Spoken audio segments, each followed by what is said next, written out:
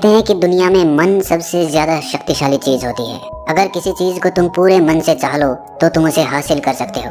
ये मैं नहीं कहता, ये सभी महापुरुषों का कहना है। लेकिन अगर ये सत्य है, ये सच है, तो जो हम अपने मन से चाहते हैं वो हमें हासिल क्यों नहीं होता है। भाई कोई भी इंसान अपने मन में दुख तो नहीं चाहेगा, लेकिन वो रहता तो दुखी है। हर इंसान अपने मन से तो कामयाब होना चाहता है, खूब पैसा कमाना चाहता है, लेकिन फिर भी वो कामयाब नहीं होता। भला ऐसा दुनिया में कौन इंसान होगा जो अपने मन में ये चाहेगा कि मैं नाकामयाब रहूं या मैं पैसा ना कमाऊं। सोचने की बात है। तो इसमें दो चीजें निकल के सामने आती हैं। या तो वो महापुरुष गलत थे जिन्होंने ये बात बोली कि मन से चाही हुई चीज हासिल हो जाती है, या फिर हम गलत हैं। आज की कहानी जो मैं आपको सुनाने वाला हूँ उसमें आपको एक ऐसा मंत्र मिलेगा। उसे समझने के बाद आपको एक ऐसा मंत्र पता चलेगा जिससे आप ये समझ पाएंगे कि अपने मन से कोई भी चीज कैसे करवाई जाती है, मन में किसी भी बात का बीज कैसे बोया जाता है। ये इस कहानी से आपको अच्छी तरह से समझ में आ जाएगा। और इससे आप ये भी समझ पाएंगे कि आकर्षण का नियम, लॉ ऑफ अट्रैक्शन कैसे काम करता है। कहानी छोटी सी है लेकिन बहुत ही गहरी है। इससे पहले कि आप इस कहानी में खो जाएं, इस चैनल को सब्सक्राइब जरूर कर लें। तो चलिए कहानी शुरू करते हैं। एक बार की बात है, एक आदमी के जीवन में सिर्फ दुख ही दुख थे। वो जो भी काम करता उस बेचारे का वो काम पूरा ही नहीं होता। घर में आता तो घर में कलेश बना रहता, किसी से कोई मदद मांगता तो कोई उसकी मदद नहीं करता। ऐसा लगता था कि चारों ओर से दुखों का पहाड़ उसी पर टूट पड़ा है। उसे समझ नहीं आ रहा था कि मैं इन दुखों से पार कैसे पाऊं। वो दिन रात यही सोचता रहता कि अपने दुखों से छुटकारा कैसे पाना है। इसी कारण से वो रात में सो भी नहीं पाता था। उसकी आंखों के नीचे बड़े बड़े काले घेरे बन गए थे, जो इस बात का प्रतीक थे कि वो आदमी कितना दुखी है और कितना चिंतित है। कभी कभी तो उसके मन में आत्महत्या करने के भी ख्याल आते थे, लेकिन अपने परिवार की चिंता करके वो ये कदम नहीं उठा पाता था। वो इतना दुखी हो गया कि उसने निर्णय किया कि वो इन दुखों से छुटकारा पाके रहेगा। इसके लिए चाहे उसे कितनी भी मेहनत करनी पड़े, कुछ भी करना पड़े, चाहे अंगारों पे चलना पड़े, लेकिन इन दुखों से छुटकारा हासिल करके रहेगा। ऐसे ही एक दिन उसने अपने मित्र से पूछा कि मैं अपने जीवन को कैसे सुधारूं। उसके मित्र ने उसे बताया कि तुम किसी बाबा के पास जाओ। बाबाओं के पास ऐसा मंत्र होता है जिससे सारे दुख मिट जाते हैं, जीवन खुशियों से भर जाता है और धन संपदा भी हासिल हो जाती है। तुम किसी ऐसे बाबा को ढूंढ लो, बस तुम्हारा काम बन जाएगा। उस आदमी के मन में ये बात पूरी तरह से पक्की बैठ गई कि कोई बाबा ही मेरा दुख दूर कर सकता है। और इसीलिए उसे किसी भी बाबा के बारे में पता चलता तो वो उस बाबा के पास पहुंच जाता। वो उस बाबा को अपनी समस्या बताता और उससे उसका समाधान पूछता और कहता कि बाबा, मैं कुछ भी करने के लिए तैयार हूँ, लेकिन मेरी इन समस्याओं से मुझे छुटकारा दिला दीजिए। आप जो कहेंगे मैं वो करूँगा, लेकिन मेरे जीवन को सुधार दीजिए। बाबा उसे कुछ टोने टोट के बता देते थे करने के लिए, और बदले में दान दक्षिणा ले लेते थे कि ये टोना टोटका करने के बाद तुम्हारे घर में सुख शांति बनी रहेगी, बस इस टोटके को पूरी विधि के साथ करना। वो आदमी घर लौटकर पूरी विधि के साथ टोने टोटके करने लगा, लेकिन बहुत टोने टोटके करने के बाद भी उसके जीवन में कुछ बदलाव नहीं आया। इसके विपरीत उसका जीवन और ज्यादा दुखी हो गया। जो भी बाबा उसे टोना टोटका देता था वो बदले में उससे दान दक्षिणा लेता था, जिससे उसका धन भी धीरे धीरे खत्म हो रहा था। इससे उसके जीवन में दुख और ज्यादा बढ़ गए। तब उसे लगा कि बाबाओं के पास जाने से तो मेरे जीवन में दुख कम होने की बजाय बढ़ते ही जा रहे हैं, तो मुझे क्या करना चाहिए? बाबाओं के पास जाऊं या ना जाऊं? फिर एक दिन एक आदमी ने उसे बताया कि तुम अपने घर में किसी पंडित को बुलाकर हवन करवा लो। हवन होगा, घर शुद्ध हो जाएगा। कोई भी बुरी ऊर्जा होगी घर में तो वो घर से बाहर चली जाएगी। किसी पंडित को बुलाकर पूरे विधि विधानों से मंत्रोच्चारण कराओ और हवन कराओ, जिससे घर में सुख शांति आए। उस आदमी के मन में ये बात बैठ गई और उसने एक पंडित को अपने घर पर बुलाकर हवन करवा दिया। हवन अच्छी तरह से संपन्न हुआ। बदले में पंडित ने भी अच्छी दान दक्षिणा ली और उसके बाद वो वहाँ से विदा हो गया। लेकिन कुछ दिनों के बाद उस आदमी को महसूस हुआ कि उसके जीवन में अब भी कोई बदलाव नहीं आया है। अब वो आदमी पूरी तरह से दुखी हो गया और ज्यादा परेशान हो गया। अब तो उसे लगने लगा था कि मेरे जीवन में से दुख कभी खत्म ही नहीं होंगे। और यही सोच सोच कर उस आदमी का बुरा हाल हो गया था। फिर एक दिन उसे अपने मित्र से एक ऐसे बाबा के बारे में पता चला जो समाधान बताने के लिए कोई दान दक्षिणा नहीं लेता था। उस आदमी को लगा कि ये बाबा दूसरे बाबाओं की तरह नहीं हो सकता, क्योंकि ये दान दक्षिणा तो लेता ही नहीं, और अगर दान दक्षिणा नहीं लेता तो ये सच में कोई सिद्ध बाबा होगा। और यही सोचकर वो उस बाबा के पास पहुंच जाता है। जब वो आदमी वहां पर पहुंचता है तो वो बाबा ध्यान में बैठे हुए थे। ये देखकर वो आदमी वहीं पर चुपचाप बैठकर ध्यान से बाहर आने का उनका इंतजार करने लगा। थोड़ी देर बाद बाबा ने आंखें खोली तो सामने एक दुखी और परेशान युवक को बैठे देखा। वो उसकी आंखों के नीचे काले घेरे देखते ही समझ गया कि ये आदमी अपने जीवन से कितना परेशान है। उसे संबोधित करते हुए बाबा ने पूछा कि बच्चा, क्या चाहते हो? बाबा के पास क्या लेने आए हो? उस आदमी ने कहा कि बाबा, मैं अपने जीवन से बहुत परेशान हूँ।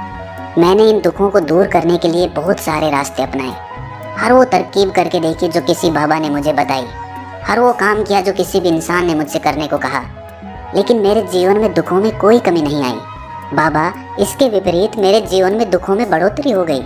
मुझे समझ नहीं आ रहा है कि मैं क्या करूं। कभी कभी तो मैं आत्महत्या करने की सोचता हूं, लेकिन अपने परिवार की सोचकर मैं ये कदम नहीं उठा पाता। मैंने आपके बारे में बहुत सुना है बाबा, और मैं बहुत उम्मीद के साथ आपके पास आया हूँ। कृपया करके मुझे कोई ऐसा मार्ग बताएं जिससे मुझे अपने दुखों से छुटकारा मिल जाए। मैं अपने दुखों से छुटकारा पाने के लिए कुछ भी करने को तैयार हूँ। आप मुझे कोई भी रास्ता बताएं, चाहे वो रास्ता कितना भी कठिन क्यों ना हो, मैं उसको पार करके रहूँगा। बाबा ने महसूस किया कि आदमी तो सच में बहुत परेशान है। बाबा ने उसकी बात सुनकर कहा कि बच्चा, दुखों को दूर करने के लिए मंत्र ऐसे ही नहीं मिलते। मंत्र पाने के लिए कुछ करना पड़ता है। तुम कुछ कर सकते हो? ये सुनकर पहले तो उस आदमी ने सोचा कि ये बाबा भी मुझसे दान दक्षिणा ही मांगेंगे, लेकिन और कोई रास्ता ना पाकर उस आदमी ने कहा कि बाबा, आपको जितनी भी दान दक्षिणा चाहिए मैं देने के लिए तैयार हूँ, लेकिन आपका मंत्र सच्चा होना चाहिए, वो पूरा होना चाहिए, उसका फल मुझे मिलना चाहिए। उसके बाद मैं आपको जो भी दान दक्षिणा लेना चाहते हो वो दे दूंगा। बाबा ने कहा कि दान दक्षिणा तो बहुत छोटी सी चीज़ है, मुझे वो नहीं चाहिए। इस पर वो आदमी सोच विचार करके बोला, तो बाबा, मैं अंगारों पे भी चलने के लिए तैयार हूँ, आप मुझे बस आज्ञा दीजिए। बाबा ने कहा कि अंगारों पे चलने वाली छोटी चीज़ मैं तुमसे नहीं कराने वाला।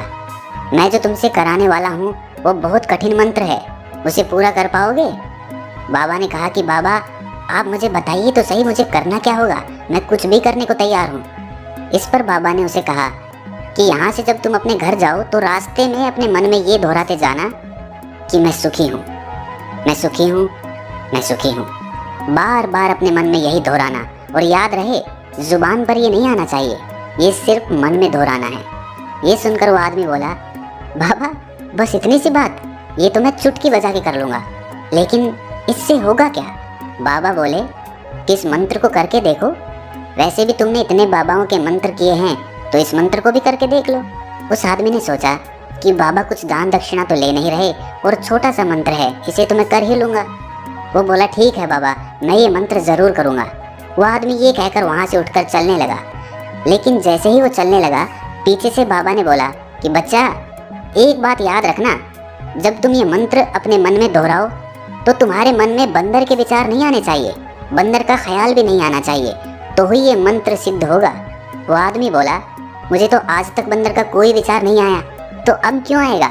आप चिंता मत करिए बाबा, मैं बस मन में यही दोहराऊंगा कि मैं सुखी हूँ, मैं सुखी हूँ। इसके अलावा बंदर का कोई विचार मेरे मन में नहीं आएगा। ये कहकर वो आदमी वहाँ से चल दिया।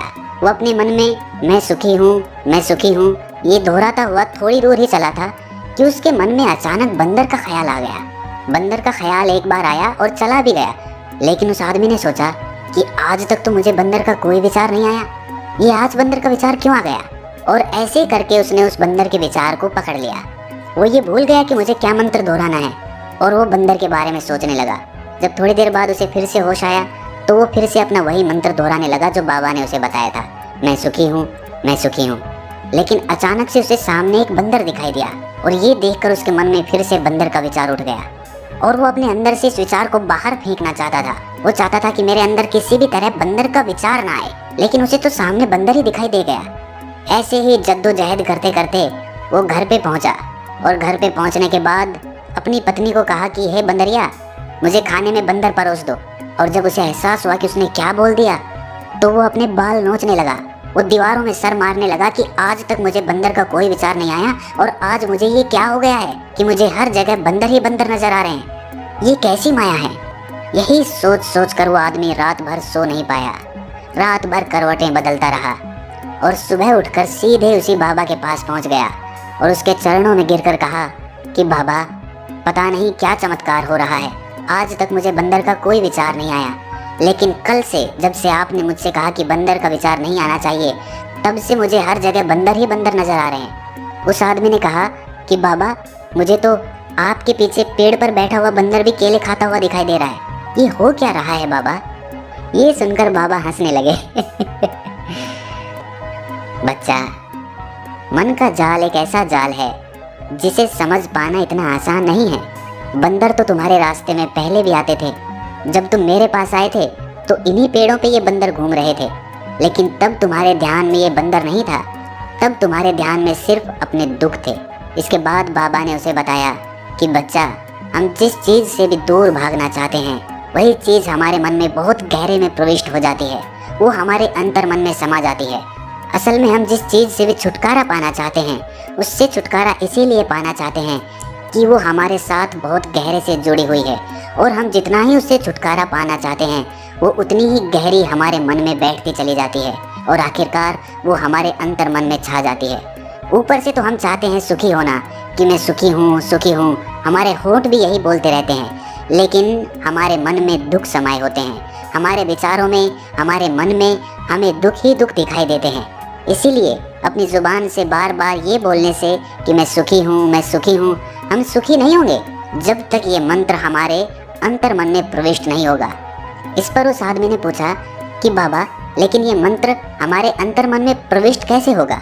ये सुनकर बाबा ने कहा कि बच्चा, अपने दुखों से लड़ना बंद कर दो। जब तक तुम अपने दुखों को दूर करने की सोचते रहोगे तब तक वो दुख तुमसे चिपके रहेंगे, तब तक वो दुख तुम्हारे अंतर मन पर अपना राज जमाए बैठे रहेंगे।